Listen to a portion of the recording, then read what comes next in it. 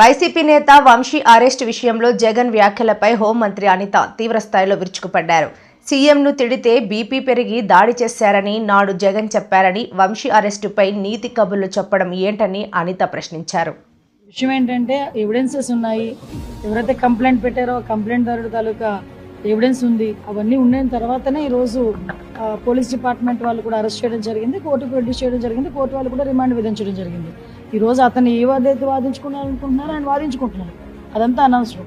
ఈరోజు మాట్లాడితే బయటకు వచ్చి ఒక ఎస్సీ దళితుడు ఇలా భయపెట్టారు అలా భయపెట్టారని మాట్లాడుతున్నారు. ఈరోజు భయపెట్టింది వాళ్ళు, బెదిరించింది వాళ్ళు, అతనికి ఆశ చూపిస్తున్నది వాళ్ళు, ఎట్టి పరిస్థితుల్లోని బయటకు వచ్చి ఇలా చెప్పకపోతే చంపేస్తామని చెప్తుంది వాళ్ళు.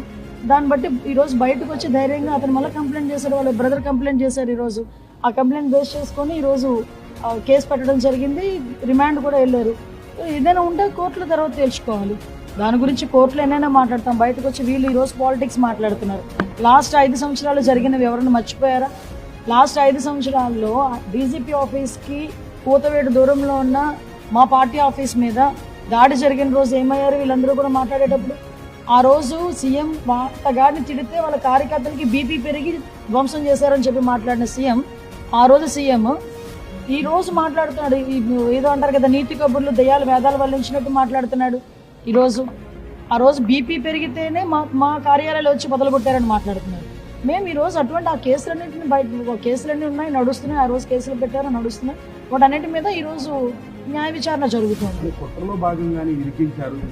ఏంటి కుట్ర? పోలీసులకి ఏంటి అవసరం? ఈరోజు సత్యవర్ధన్ వాళ్ళ బ్రదర్ వచ్చి కంప్లైంట్ పెట్టాడు, నాకు న్యాయం జరగాలి, మా అన్నని ఇలా బెదిరించారు, కిడ్నాప్ చేశారని చెప్పి. సో దాని మీద పోలీసులు యాక్షన్ తీసుకోవాలి కాబట్టి పోలీసులు యాక్షన్ తీసుకున్నారు. దానికి సంబంధించి కోర్టులో ప్రొడ్యూస్ చేశారు, ఎవిడెన్సెస్ అన్ని ప్రొడ్యూస్ చేశారు. దాని మీద రిమాండ్ విధించింది కోర్టు. ఫర్దర్గా ఏదైనా మాట్లాడుకోవచ్చు, కోర్టులో మాట్లాడుకోవచ్చు. కానీ నేనేమంటానంటే ఇవన్నీ జరుగుతున్న నేపథ్యంలో బయటకు వచ్చి మాజీ సీఎం పులివెందుల ఎమ్మెల్యే బయటకు వచ్చి ఆయన బాధపడిపోతూ మాట్లాడుతూ ఉంటే 5 సంవత్సరాలు ఆ బాధ ఏమైపోయింది? లాస్ట్ 5 సంవత్సరాలు అన్ని పార్టీ కార్యాలయాల మీద దాడులు చేశారు, మా మీద దాడులు చేశారు, మా మీద అబద్ధపు కేసులు పెట్టారు. మేము నిజంగా రివెంజే తీర్చుకోవాలి అనుకుంటే 7 నెలలు ఎందుకు ఆగుతాం? ఈ రోజు వరకు ఎన్నెన్నో మాట్లాడిన వాళ్ళు అందరూ కూడా రోడ్ల మీదకి వచ్చి బాగానే మాట్లాడుతున్నారు కదా.